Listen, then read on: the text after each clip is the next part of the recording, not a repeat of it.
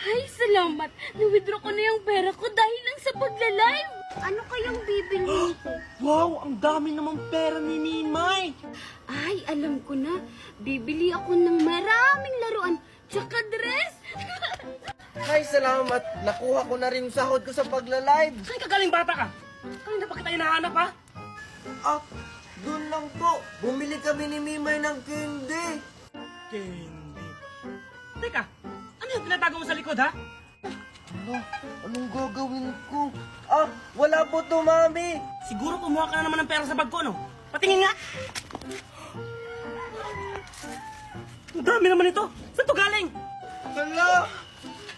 Pero ko po to, Mami. Galing to sa pagla-live ko. Mundo talaga yung Tiffany na yan. Hanggang ngayon, hindi pa rin ako binabayaran sa utang. Talaga, anak? Yaman na tayo. Makakabili na ako nito ng skincare,